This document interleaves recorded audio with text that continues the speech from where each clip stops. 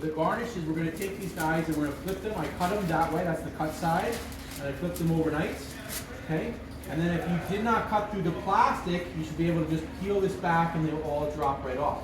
If you have a heavy hand and you cut the plastic, then every single one you have to peel the plastic off. And it will make your life a little bit more difficult. So sometimes the trick to this is when you go to cut it, I don't know if I said yesterday, but I didn't cut it with a sharp edge of the knife, I cut it with the back of the knife. So I'm just scoring it. Did I tell you guys this yesterday? No. Sorry. Some chefs don't like to use a knife because it keeps their knife razor sharp. Right? I generally do not. They're sharp, but not razor sharp. I don't sharpen them every day. So they don't do that. They'll use a toothpick. While that chocolate is still soft, you're just scoring the chocolate. You're telling it where to break. You don't want to cut the plastic if you can avoid it, okay? So now we've got our pieces that are all kind of ready to go. So what we need to do is we need to dress these up a little bit. We're going to do that by using a little bit of a gold mocha bean, okay? I only have to do 3. Just do a couple just to get you guys going and show you how to do it. So we have our mocha beans that we buy. They're pressed with some coffee and some chocolates on there. If you guys want to eat one, you can try one. Pass it around, I don't know. But we want to make them gold, okay, like the picture shows on D2L. So what we do is we take a little bit of gold dust, luster dust, we put it in the deli container, okay, and we shake it around, and then you have done, ready to go. So there's slots here. If we need some more, we can put a couple of beans in the container. Don't put like a whole bunch of dust, then the dust is everywhere. It's just to coat it, okay? And it gets you the golden beans, like Willy Wonka, golden ticket, right? So change that around. Then what we have to do is we have a dry surface here, and we have a dry surface here. We have to connect the two. And how we're going to connect the two is by using a pastry bag and some coating chocolate to connect the two. Did you guys make pastry bags in one of your classes already? No. No? Okay, so this is a skill that you guys as pastry chefs need to know. Here's the tutorial on the pastry bags. This sheet is generally maybe 2 to 7 cents. It's not worth that much, but when you're dealing with thousands and thousands of them, they get expensive. You want to use the whole entire sheet. It has 4 right angles. 1, 2, 3, 4. Okay? When we run our hand down the edge, you can get a paper cut. It's nice and sharp. So we have a rectangle. We break this down into a smaller rectangle. So I'm going to fold it over right to left. I'm righty, so I'm always going to cut on my right side. If you're lefty, you cut left-handed that way, okay? Depending on which way you are. So what we do is we fold this guy over. We want to make a crease. Okay? The back of the knife. Sharp, flexible knife. So this is a very sharp side, and it's flexible. You can use a paring knife as well. Don't use a knife with teeth. No jagged edges, okay? So no serrated knives. That'll work as well. So give it a crease, and I always cut from the heel up to the toe. So I'll cut one shot, boom. So it's done. Identical twins, right? You guys watched the movie with Danny DeVito and Arnold Schwarzenegger last night, so you know the twins look, right? So fold it over again. Now I'm going into a smaller rectangle. So I'm trying to use 100% of the parchment paper. Give it a crease, going between 1 and 2, and we cut this one as well. So now we have 4 identical pieces. We still have a rectangle, okay? We're going to turn this into a triangle. How many sides does a triangle have? 3. You're sure on that, right? 100%, I believe you. I asked that to every single class. One class tried to argue with me 4 sides. I've never seen a 4-sided triangle. So you want 3 sides. Very good, right? So the cut is going to be from this corner right up to that corner, right? You're going to cut the triangle or the rectangle in half. So in order to do that, if we put it like this, pull it, the tails are going to drop down, right? Make the crease, and now we have 2 triangles from the rectangle, right? So again, we're going to cut it, pull it here, pull it taut, tails drop down, and that's your line, okay?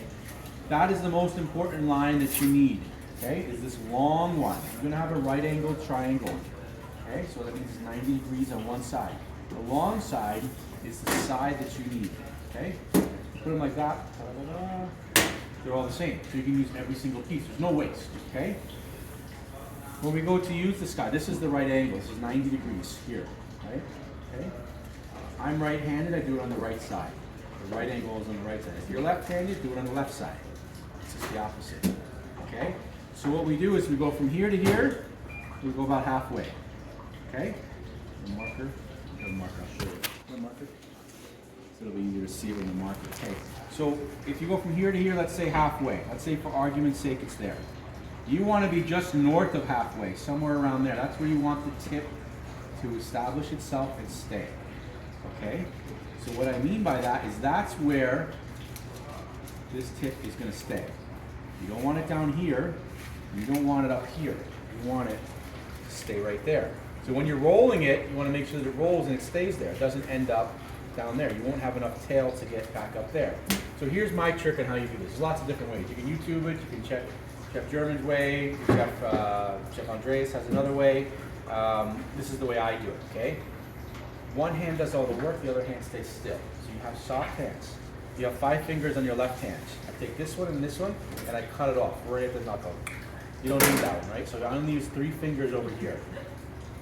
And I make a gun out of this one, bang, bang, okay? So 3 fingers are here, bang, bang. Take the safety off, put the bullets in. Snap the gun around the left thumb. Left thumb goes up, and I hold it. Going around 1 time. My left hand stays still, my right hand does all the work. Right hand's moving. Thumb is in, you're rolling it towards your body. Okay? Left hand is still. I didn't change anything. Stay still, right? Move it around, move it around. If you do it just right, tail goes up, the tail goes in. The tip should be like a needle. Put more tail in, it draws the line taut. You can see exactly where the tip is. It's on the dot that I drew. Stand still. Stand still. Don't move. It's like a needle. It's nice and sharp, right? So it's sharp like a needle, right? If you release the tail, you release slack on this line, and then it opens up, and then the hole opens up a little bit. I don't want the hole open because when I put the chocolate in, I don't want it to run out. I want the chocolate to go in, stop. I want to cut it, and then I do something with it. Happy birthday, congratulations, that pipe, whatever. So you're in control, okay? So generally what you want to do is you want to make a few of these. They'll unravel, okay? So you want to use a good crease on the top. No glue, no paper clips, no staples, no Gorilla Glue, no tacks, nothing, right? So fold it in, fold the next one in, and you put it on your station, okay? So you have a whole bunch of these soft hands, okay? Nice and soft. If you have gorilla hands, gorillas are tough to move, right?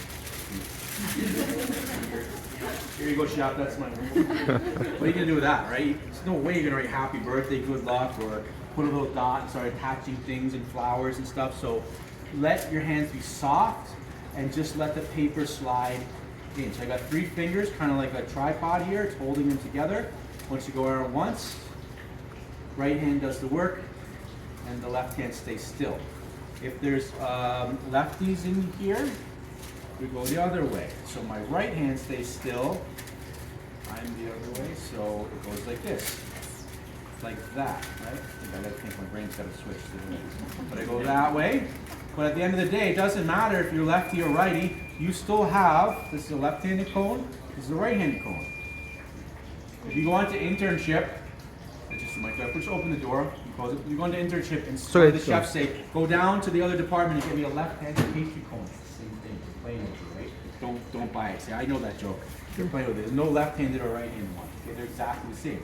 So what you want to do is make a couple cones, okay? And then when we always go to fill a cone, we fill it up halfway, okay? No more than halfway. That's the fill line. Don't fill it to the top because then it's going all over the place, okay? Halfway is the fill line. We fold the tail over. The seam is down, and we always fold away from the seam. So I'm folding it away from the seam, away from the seam. So that seam line, which is here, stays nice and tight. And that will keep the tip closed and nice and tight. When you cut it, you're the boss. Happy birthday, congratulations, God bless America, whatever you want to write, right? Happy Hanukkah, happy Canada Day, whatever. Right, so you have to learn how to make those ones. So, my chocolate, as I'm yapping away here, is not fluid. I'm going to have to melt this for a second. So, that chocolate right there is too thick. If I try to put that in the cone, it's not going to work. I'm using this chocolate to attach my golden bean to the garnish. We want to get our garnishes set up, then we're going to fill and dip. Okay, so just give me 2 seconds. I'm just going to warm this up over the steam, and we will do business. Okay? So I just need to liquefy this a little bit.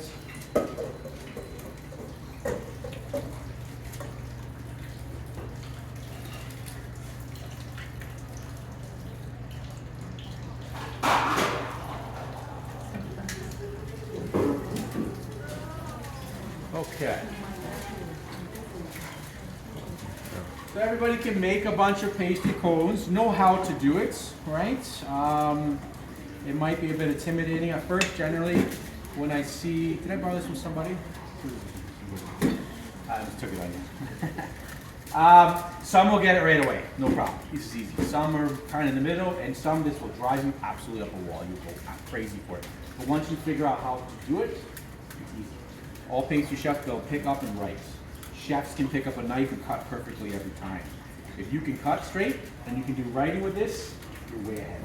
So practice it. We'll go over that one in a little bit. So what we need to do now is we're going to take our chocolate that we have here, okay? And we want to attach these beans. So I'm going to put a little bit of chocolate into my bag, okay? And I want to, it's not dripping out, okay?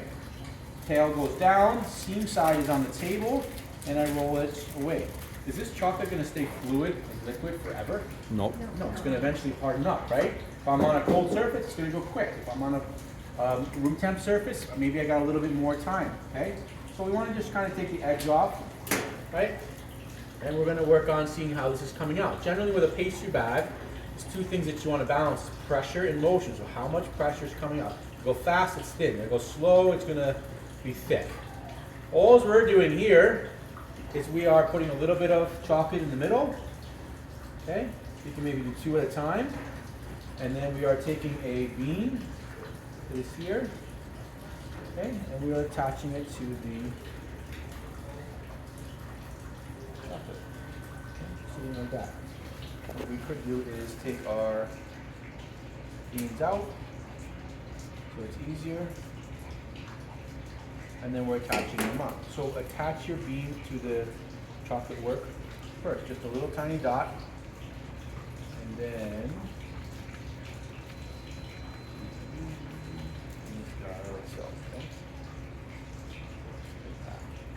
I like to use a paring knife. It's still $1.50. You can get tweezers. You can get all kinds of stuff. You get an extra tool.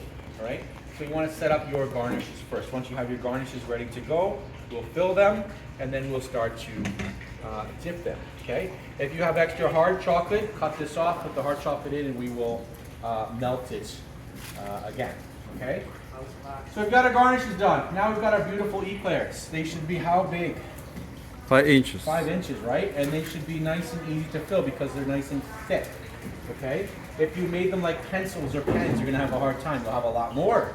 Oh my God, it's taking me forever, right? So you should only have maybe up to a dozen. We're gonna flip them over. One hole on the end, twist, one hole on the other end, one hole in the middle. So you have 3 chambers, kind of the end, the middle, and then the other side. Flip the other guy, okay?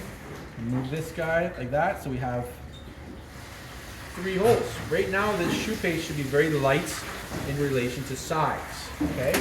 We want to get it so it's heavy in relation to size, okay?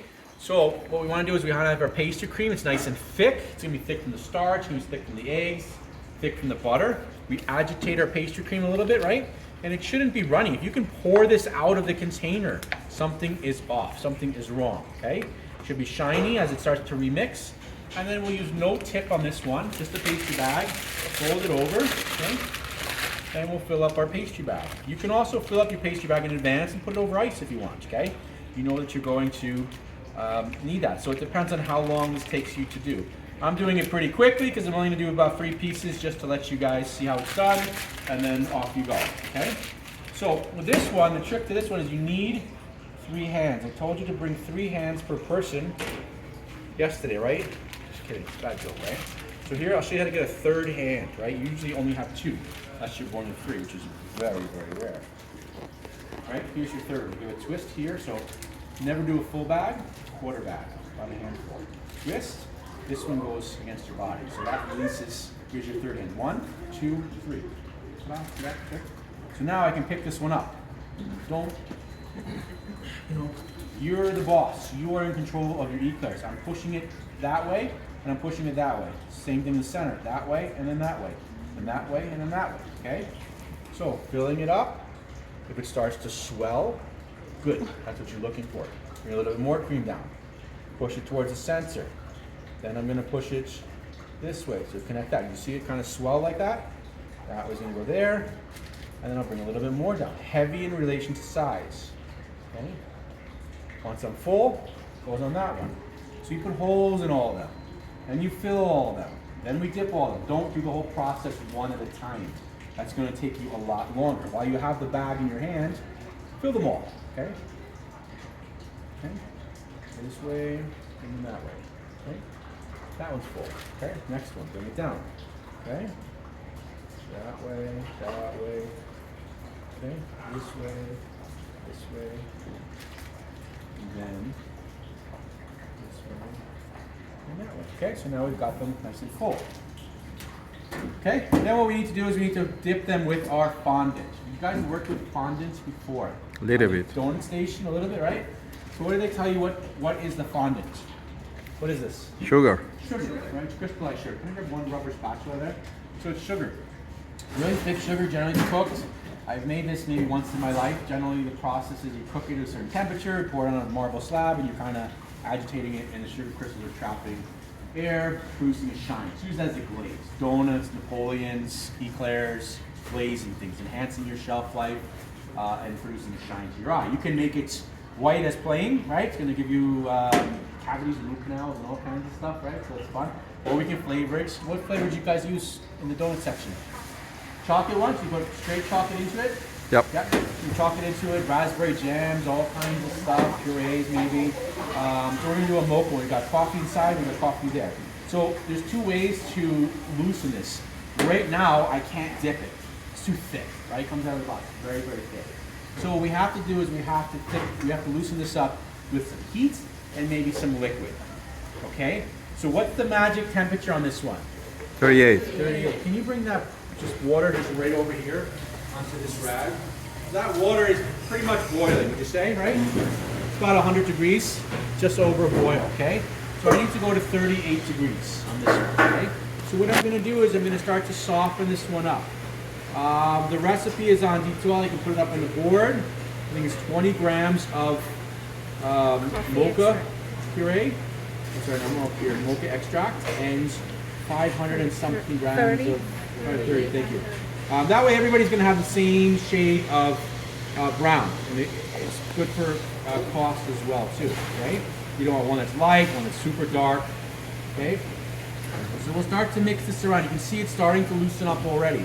So we want to bring it up to about 38 degrees. And at that temperature, the light will come down into the sugar crystals and bounce up into your eye, and it'll produce a shine to your eye. So if you go over 38 degrees, generally break the sugar crystals down, and you might destroy some of the shine. It'll be gray, it'll be foggy, it'll be cracking. I don't know if you saw that in your donut station. It's not shiny anymore, okay? Once you break those crystals down, generally you cannot get them back, okay? You still have sugar, you can use it for baking. You can put it in with brownies and blondies and cookies and stuff. Don't throw it out, but really it's not the best for a glaze. So you can see this is starting to loosen up already just by a little bit of heat. Okay, so heat will loosen this up, okay? Once you get it to the right temperature, then you add a little bit of liquid, okay? I use the word liquid. I like to add a little bit of water. I already have sugar here. Most textbook answers is going to be, what do you thin down the fondant with? And the right answer is going to be simple syrup. I don't know why it's the right answer, but that's the answer. Simple syrup, as you know, sugar and water, it's boiled. Generally it's 50-50, 50% sugar, 50% water, okay? But for me, it's sweet enough already. I like to thin it down with water if I'm not gonna flavor it, but if I had mint, I'd be adding some mint oil or cream de mint, or I'd be adding some flavor. You have the opportunity to add the flavor in there as well. So, you know, that's what I would be looking at. So right now, it's nice and shiny. The temperature-wise, let's take a look at the temperature. Because we can't guess on 38 degrees, we have to get it pretty close to 38 degrees, so it's nice and shiny. Okay, the thermometer that I like to use is Core-Mark, okay? Really, really simple and easy to do. It has 2 buttons on it. I've had this for like 6-7 years. It works all the time. My pediatrician recommended this. This is used in the hospital. So if the children is a couple degrees off, that's a problem. So I trusted it. I said, oh, it's got to work. Okay, so I'm sponsored by Cormark. If you go to cormark.com, you do my name in the checkout, you get 30%. Imagine that? No, just I kidding. wish. You know how many times students have bought this one because I said so, but it's one of my favorites. Easy to do. I like it 2 buttons. It's not, you don't need your phone, there's no Siri involved. If this thing breaks, I can switch the pieces and I can order the piece again. I can get a new probe if I want. I'm in the middle of it. This one broke. I got to get a new outer case. It's only a couple bucks, so really, really easy to do. And the battery has a shelf life like a year and a half, almost 2 years to change the batteries. Okay, so I like it. Again, you can buy thermometers. They have to work. You can buy a $10 one from Canadian Tire. As long as it's not lying to you, it's good. Or you can buy, you can go on to ThermalWorks is a website that you can use, thermalworks.com. They do not sponsor me, but they have all kinds of, nobody sponsors me, just kidding. They have all kinds of barbecue thermometers and all kinds. ThermalWorks. That ThermalWorks, yeah, that's a neat one. So, how much is that one worth? Got it on sale for like 29 American. 29 bucks, yeah. Plus so, 12 delivery. Yeah, so price, I mean, go with your budget, guys. Don't have to spend a ton of money, but just get something that works. As long as it works. I mean, this one I think is 130 bucks or so. Is it going to tell the same temperature? Yeah, right? So whatever works for you. I like to deep fry with this one. I like to go into things with it. I like to go into roast with it, and then I'll carry another one, a laser one, which will give me surface temperature. So like surface temperature, and then maybe internal temperature, okay? So as we're checking the temp on this one, we're going to see this is Celsius. We'll see what we have here. We're sitting at about 29 degrees, so a little bit too cool. When it's cool, it's going to start to get a bit of a skin on it right away. So we'll keep going with this one. I need to warm it up. And then once we get to the right temperature, if you don't like the consistency, right now this is very, very thick, okay? We have to thin it down. So I'm going to add a drop of warm water from the bowl just to thin it down to adjust that final viscosity. And then what we're going to do is we're trying to get a nice line going across, right? So there's a dip line there. It's complete coverage end to end, and it's nice and full, okay? This is an Eclair. We baked it. What's our next move? We bake it, we finish it, then who gets it after us? Does it go back in the oven? No. No, right? So should we be wearing gloves? We're going to sell this to the customer, right? So it's no longer going in the oven, right? So I'm actually pretty hungry right now, so I'm probably going to make 2 or 3 of these disappear. You'll see them just with them or right here. I'm only doing a couple, but you guys are going to do all of yours, and they're going to go to customers. So get in the habit of that, of using ready-to-eat foods. You're handling things, especially if you're in the customer's eye, you want to wear gloves or tongs or something. I wouldn't do this with tongs. I would want to be using my hands on this one, okay? So now we can see it's a bit shinier. I think we're looking pretty good. All right, we're going to add a drop of water to this one. Okay, we're going to adjust the consistency a little bit. Okay, just a couple drops of water in there. We'll take our final temperature, and then we'll see what we got. Okay, see it's starting to shine up. It's starting to loosen up. There, we have a nice shine. Okay, how are you doing temp-wise? There we go. And I'm looking at it too. I'm judging it, right? So it's 30. 33, pushing into 34, couple more seconds. I like the viscosity, I like the shine of it. We're gonna start moving on it, right? It does have a little bit of a flex of a degree or two either way, but if we're for 38 and you're like 97, that's that's too much. Or if you're at 12, that's a different story. So as long as you're within the neighborhood, okay? So this guy's ready to go. I'm going to dip my Eclairs, right? Come off. I agitate the surface so it's nice and shiny and it's going to stick. I'm going to go in with my, oops, with my glove. Okay, do that again.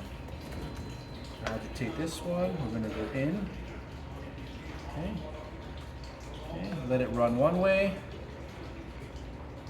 Okay, we let it run the other way. Okay. Sometimes they go off the edge, sometimes we'll go like that. Okay, this has a little bit of excess, we can go like that. And then we have our final product, it's nice and shiny, sitting there like that, okay? So while this is shiny, before it gets a skin on it, you want to drop this one on So it sets, okay, like that. If you do them all, and they all get a skin, now I've got the same problem over here. I've got a dry surface to a dry surface. They're always gonna slide. So you wanna get it to grip on there. So they're married together happily ever after, forever and ever and ever and ever, right? Just like real life. Right? So we're gonna go down like that, let it go one way, okay, let it go the other way. Okay, you can take the top and just kind of smooth it off like that. And the next one is like so. Okay? And then we'll take this guy, you guys get the idea on it, alright? And the last one. So you might have to warm it up a little bit from time to time if it's starting to thicken, if it's not starting to shine.